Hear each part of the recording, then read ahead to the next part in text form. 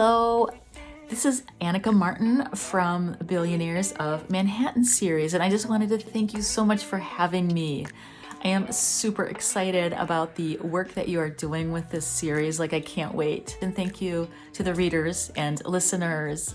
It means a ton to me that you're into it. I wanted to talk a little bit about what inspired the Billionaires series. It started with the first book, which is in English, Most Eligible Billionaire, the one about Smuckers the dog. There's this really famous woman in New York who died, I think in the 80s, Leona Helmsley, and she actually left a bunch of her fortune to her dog, and her relatives were really mad. And I think actually they went to court and they took it back from the dog. And then when I was thinking about things to write, I have cats, and here's one of them right there. Tiberius. Oh, she's leaving now. I thought, well, it would be fun if there was a cat sitter, and the hero was the nephew of the cat sitter. And so I was working with that a little bit, but then I realized you really can't take a cat anywhere. You can't walk it, and they usually run away when strangers come, or at least mine do. And so then I was thinking, it would be funnier if there was a dog. And then I was actually in New York, and there was a pet psychic fair, and people were reading pets' minds, and it just all came together, and I thought, oh, that would be funny if that's what my heroine was doing for charity. With every book, things will just sort of grab my attention, and I'll want to write about them. I think every one of my books is like a little magpie collection of all of my favorite things and all of things that I think are funny. I love reading just lists of things and little weird, quirky news articles, and sometimes I even have a document where I'll write them down because I just think, I don't know, people are just so interesting in the things that they do. I just thought it would be fun to, have it be about billionaires. Just why not have it be the richest people ever? Sometimes in real life, I'm not so excited about billionaires, but I think they're fun to write about. With some books, I'll read about another person's book, and I'll be like, that sounds like an amazing plot. Let me read about it. And then I'll read the book, and I'll be like, oh no, that's not what I thought the plot was. That's not the book I want to read. But then I go, well, I'll write it. The girlfriend aspect is so huge to me in this series. I love my girlfriends. I didn't have a lot of girlfriends for a long time, and then I started really kind of going, I miss my girlfriends. I don't know, I think everyone started having kids and they were just gone, and then they came back, and I love my friends so much. I know a lot of popular books are about a band of brothers or firefighters or whatever, but I really wanted mine to be about a group of women who, help each other and support each other and have fun having little parties or solving each other's problems. And so that is just really important to me. It's always exciting to kind of think about who will I write about next, or who's, kind of up.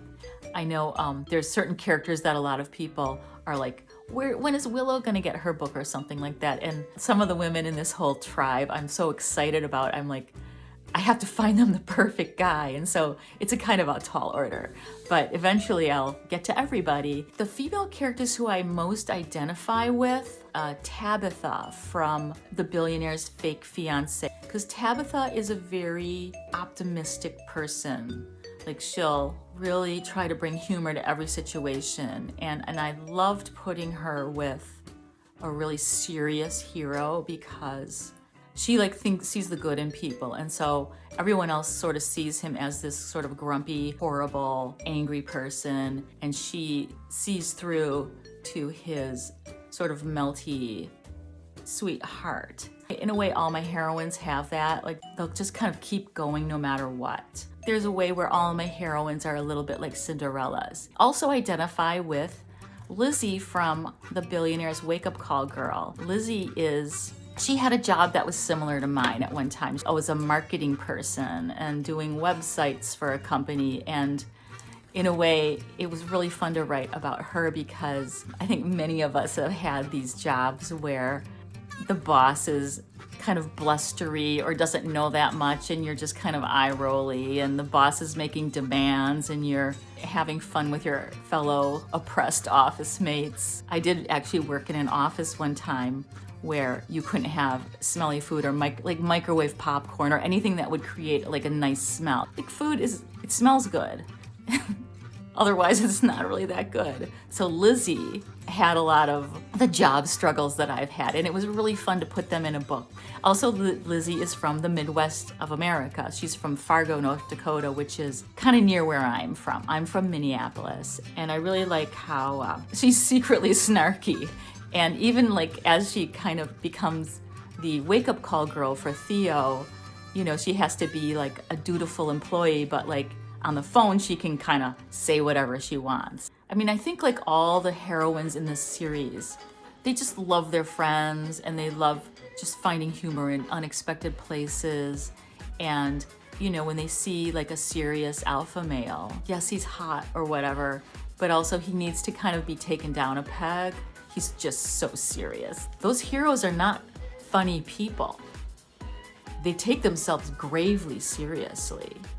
But the fact that they're so serious makes things around them seem funnier, I think.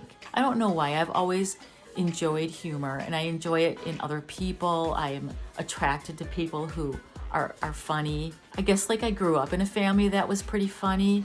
Like we would sit around at the dinner table, and my dad was really into puns. I know that's like not that popular of a kind of humor. It's not really even my favorite kind of humor, but whatever, that was our thing in the family. He would just have these puns, and then we would all try to think of our own puns until no one could think of one anymore. It was like a last man standing sort of thing that we would do. So I don't know, was it good training for writing humorous books? I don't know. Maybe it was. The world is kind of weird, actually, when you think about it. The more closely you look at things, the more funny they are. You can almost look at anything and it's just weird and funny. I can watch comedies over and over again. I find them very entertaining. It's important to me to find things to laugh about and to help maybe other people find things to laugh about and just forget things that maybe are bothering them. It's like huge to me. Like I can brighten a person's day. And I know when I'm feeling like, you know, sad, like a good laugh is really healing to me.